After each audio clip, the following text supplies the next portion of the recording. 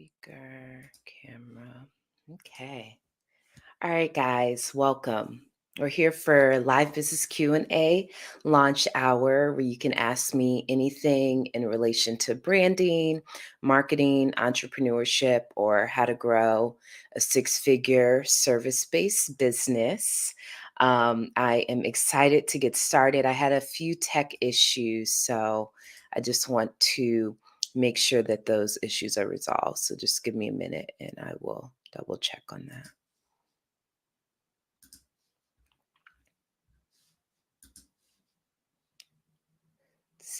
Let's see. Okay. Yes, so I am in here. We'll see if we get any joiners. Welcome. If you are tuning in, submit your questions so that I can answer them. Okay. All right. So, as we jump off, I am going to get started by talking about a couple different topics. So, one of the topics that I want to start or kick this off with is about if you're building a website or maybe you are redesigning your website, maybe you are deciding if you should have a one page site or a multi page site. So if you are not clear or aware of what the difference. Hi, welcome. Introduce yourself and then submit your questions in the chat. We're doing live business Q&A launch hour. You can ask me anything in relation to branding, marketing, entrepreneurship, or how to grow a six-figure service-based business. And I will answer it live. I'm here for 30 minutes today, so make sure you get your questions in, okay?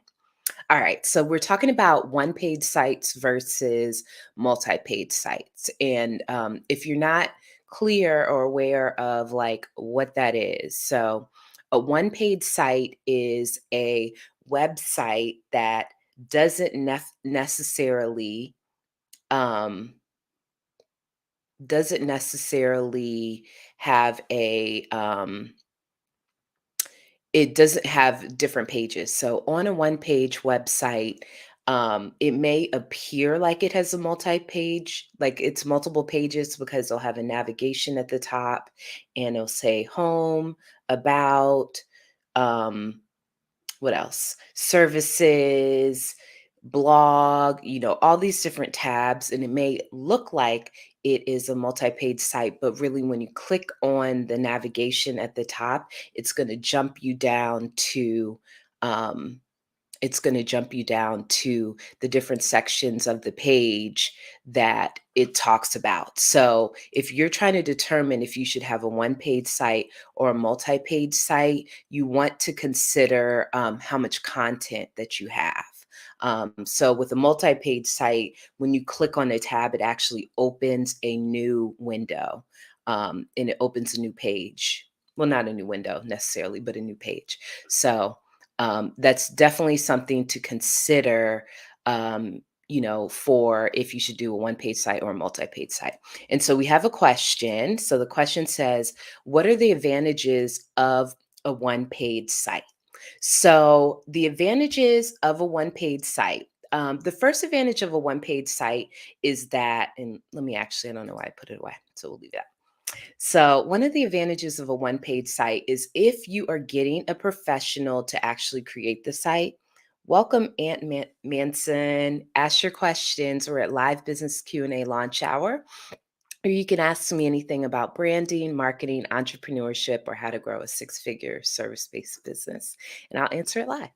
Okay. So we're talking about one page sites versus multi page sites. So, advantages of a one page site is if you hire a professional to work on your website, it's going to be cheaper to get a one page site developed versus a multi page site. So, that's the first advantage. The second advantage of it is that if you are a newer business owner and you don't necessarily have like a lot of, you don't have a lot of content. So maybe you still are figuring out your about yourself. Maybe you don't have a blog yet, but you know you have your services, you have your positioning statement, you have your, contact us section. You can get a one-page site up quicker than a multi-page site, and it actually will look like it is going to be a little bit more, it'll actually look like it's like a professional site. Sometimes if you have a multi-page site but you don't have a lot of content, and when I'm talking about content, I'm talking about the copy, the website copywriting, the writing that literally is on your site. So if you don't have a lot of copy or content, you might not want to do a multi-page site because it might look kind of bare. So that's one of the advantages of a one-page site. Okay. All right. So, thank you for that question. The next topic that I wanted to bring up, and as I mentioned, we're here for live business Q&A launch hour. I see more people are joining. So if you are here for this, make sure that you submit any questions in the comments. This is all about me giving you guys a platform so that you can ask me questions live. So submit your questions in the comments and I will make sure that I answer it live. So we have a question that came in on Instagram. It says, how about designing a launch page for future content? So if you're considering developing a launch page, so there's a couple different variations of that. I think so. What you're calling a launch page, I typically call it a sales page. And basically, that is also like a one-page website that is straight to the point about whatever your content or product is. And essentially, ideally, you want there to be a checkout on that page too. So a sales page can be very similar to a one page site. It's almost the same thing. And there's a lot of advantages of having a sales page. So when you have a sales page, it enables your prospects to engage with your page, engage with your site without having any distractions on there. You don't, every link that you have on there should really just be linking them for them to actually purchase or see the pricing part of it. So there's a lot of advantages of having a sales page. And if you have a page, so you're saying design a launch page for future content, so maybe it's not available yet. If you don't have enough content to build out the sales page, then you want to build out a wait list page. So, building up excitement. You could be promoting that something really cool is coming. This is what it's going to be about. And then the wait list is for people that are interested in learning more about that topic. So definitely recommend, having a launch page or a sales page for future content. If you check out my website, so my website is brandwithamw.com. You'll see on the work with me page, every single product or service that I have has a sales page where you can learn more. So on my website, I have a little bit of preview. I have a graphic. I have a little bit of, paragraph text there, and then says learn more. And that takes you to the sales page where it has the details. Because a lot of us want the details. You're either going to tell someone the details, in an email, or you can send them a sales page, which also make sure you have your testimonials on there too. Welcome, JT Health. So we're here for live business Q&A launch hour. This is where you can ask me anything in relation to branding, marketing, entrepreneurship, or how to grow a six-figure service-based business. And I will answer it live.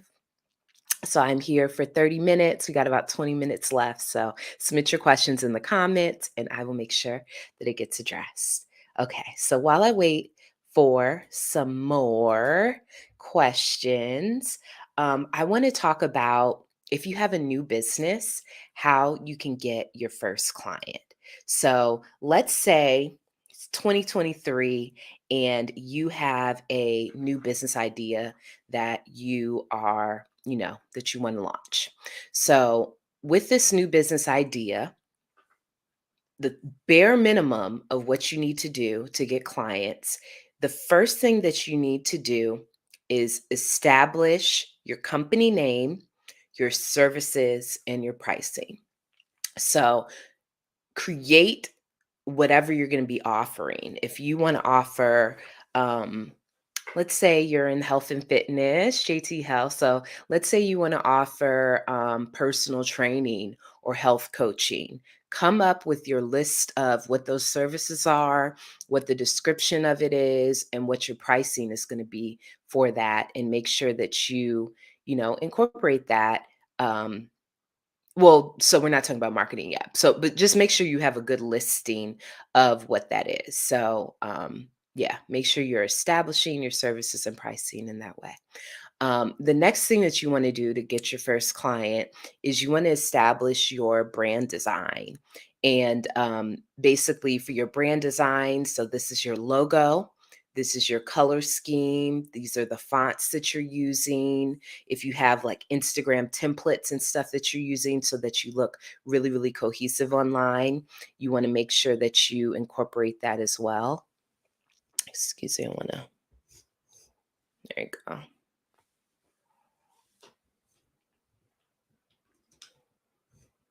Okay. Sorry, my camera was a little off in the thing. Okay, I think we're good. Okay. But yeah, so you want to make sure that you establish your brand design. So make sure that you do that. Um, and then the next step is get business cards. The reason that I recommend that you get business cards is because if you don't have a website yet, you need a way for people to get in contact with you.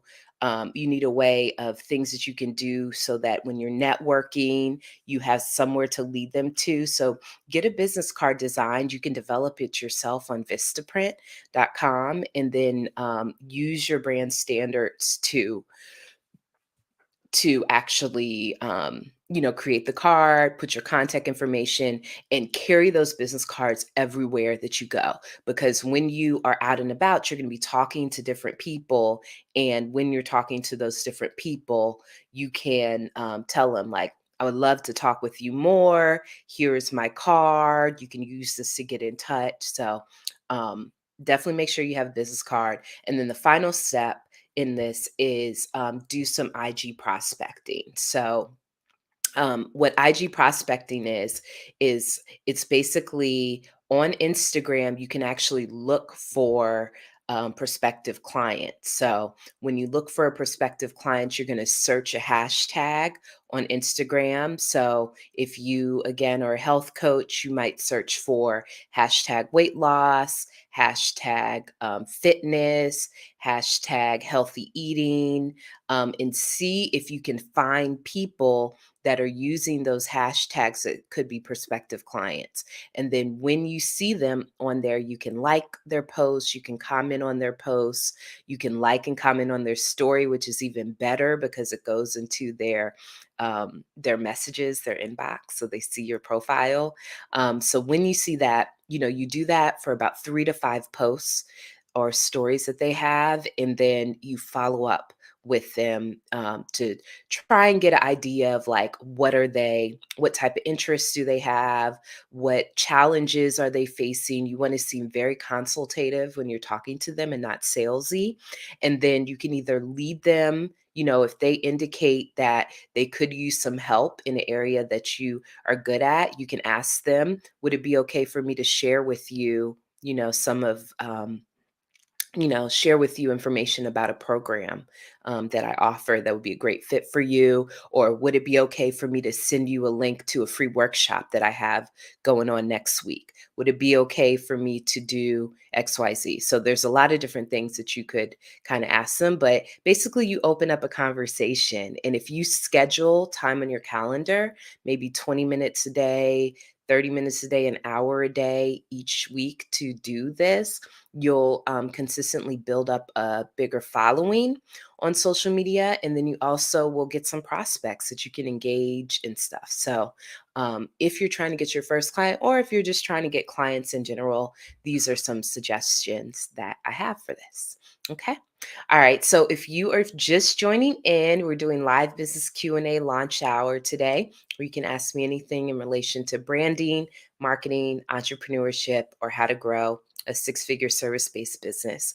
And Wanted to give you guys a little bit preview. If you are checking out my shirt says, "My 9 to 5 is not your 9 to 5." And this is part of the AMW Apparel Spring Summer line. So I'm dropping this at the beginning of April. If you are interested in copying this wear, then DM me your email and I'll add you to my mailing list. So you're the first notified when the new apparel drops and any service special, I mean, any sales that I'm going to have on that. So make sure you cop your swag once it comes available. So this is a woman's cut shirt, but I have a lot of different other styles too. If you want to check out some of the other styles, look at my live from last week where I showed every single item that I'm going to be releasing. All right. Okay, so we have another question. This is coming from Instagram, and it says, "Any suggestions for someone writing and selling a book?" Okay, so writing and selling a book. So the biggest thing, if you're someone that is releasing a book, the biggest thing that you need to do is establish your personal brand. And if you're not aware what a personal brand is basically when you are marketing, advertising yourself, which is essentially marketing and advertising your services. Someone that's advertising a book alone that doesn't have any credibility in the industry or any established brand presence in the industry is not going to get that many book sales besides family and friends. It may be people who stumble upon the books if they have a lot of good reviews, because we don't really know who the author is. So we don't necessarily know if they're a credible source that we should be learning and growing from. So the way that you circumvent this is by establishing your personal brand. And so how a personal brand works, a personal brand is a brand about you. So the you could do a website and a brand that's under your name. You're going to get a lifestyle photo shoot that is you, if you've ever heard of a lifestyle photo shoot, or if you haven't heard of a lifestyle photo shoot is basically a photo shoot that is not stiff. It's more relaxed, it's comfortable, it's in your element, it shows your personality. You might have a casual outfit on and then a business casual outfit on. But basically, you get a photo shoot that really shows how approachable you are, shows your personality. Use those photos on your social media, use them on your website. On your website, really, talk about what your personal story is. Also, obviously, you can advertise your book, or you should be advertising your book on there too. But what you want to do is establish yourself. You establish your personal brand and establish yourself as an expert in a few different areas that are directly related to what your book is talking about. You're welcome, Aunt. You have an amazing day too. So once you establish that personal brand, then you're going to consistently post about whatever those topics are. So if your book is about cooking, then your personal brand needs to be, one, about you cooking. Two, it could be about home and family life. And three, it could be maybe you trying new recipes or something, and publish reels about it. Publish different stats and facts about different things in relation to cooking. Keep publishing content surrounding that so you build an audience. And then the book, which is up here, is basically how, if they are enjoying your content, how they can get even more of your content. So for writing and selling a book, that's the way that I suggest to do it. Obviously, you can do speaking engagements, you can do book signings and things like that, but all of that will just help your personal brand. So establish the personal brand first, and then you could do more things to try and get those speaking engagements and other things that will also sell your book. Okay. All right. So looking to see if anybody has any more questions, feel free to submit them in the comments. We're doing live business Q&A launch hour where you can ask me anything in relation to branding, marketing, entrepreneurship, or how to grow a six-figure service-based business. So uh, the final topic that I wanted to talk about today is about repurposing content. And this actually kind of relates to the book question as well. So, repurposing content. So, basically, repurposing content is all about using content that you already have and repurposing it for other channels and other different content channels. So, for example, let's say you send an email newsletter once a month to your following, and in that email newsletter, you have helpful tips, you have maybe an article you wrote, maybe you have articles you share, examples like that. You can repurpose your newsletter into a blog post. So, a newsletter, whatever that article is, could that be a blog post? Create a blog post on your website with the whatever that topic is. Or let's say you had an outside article that you did not write about. You still could repurpose that. Maybe you create that into social media posts, like a carousel post where you're talking about different subjects and things like that, or different topics.